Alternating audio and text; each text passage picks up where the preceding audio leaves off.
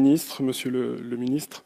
Le 29 janvier 1957, Léopold Sédar Senghor s'exprimait dans cet hémicycle sur le nouveau cadre juridique concernant les 7 millions de kilomètres carrés, plus de 10 fois la superficie de la métropole, connue sous les dénominations d'Afrique occidentale française et d'Afrique équatoriale française, auxquelles s'ajoutaient le Togo et le Cameroun, deux anciennes colonies allemandes placées par la Société des Nations en partie sous tutelle française.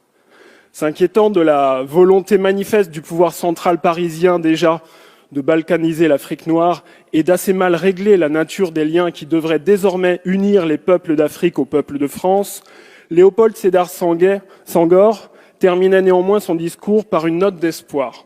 « Je vous dis que la France est un arbre vivant, ce n'est pas du bois mort promis à la cognée. » La récente gifle infligée par le Mali au gouvernement français nous dit autre chose.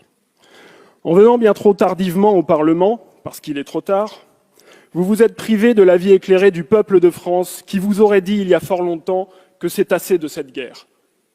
Le Mali, pays souverain, nous demande de partir. Notre seule solution est donc de partir. Mais le mal est fait. La gifle du Mali, c'est l'illustration d'un joli discours du président Macron en 2018 à Ouagadougou qui se fracasse à l'approche des réalités.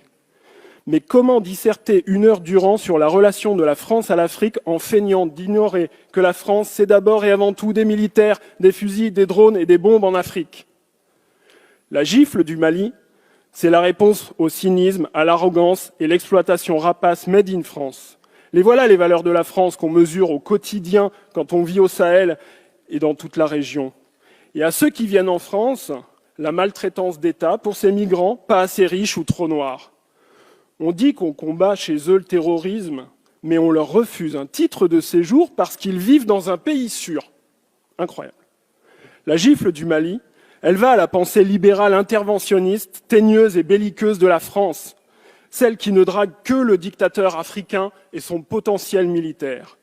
La gifle du Mali, elle va à l'État français qui a privatisé sa politique étrangère pour l'intérêt de quelques capitaines d'industrie arrogants, quand le peuple de France, lui, n'en bénéficie plus.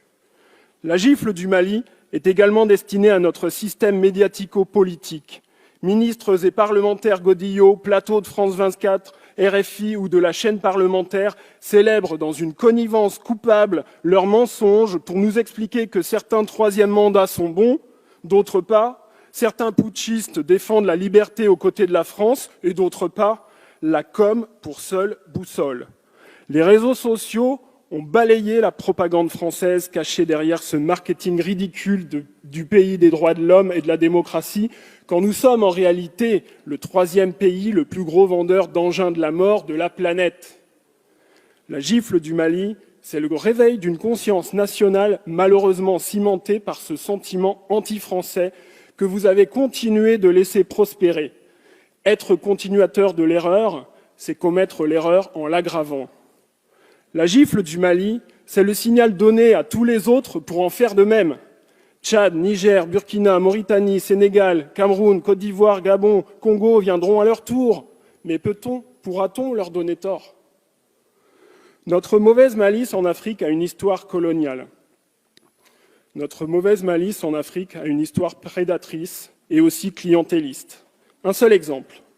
En 1953, Sylvanus Olympio, président du Togo, lequel avait eu l'audace de déclarer à l'AFP « Je vais faire mon possible pour que mon pays se passe de la France », est assassiné.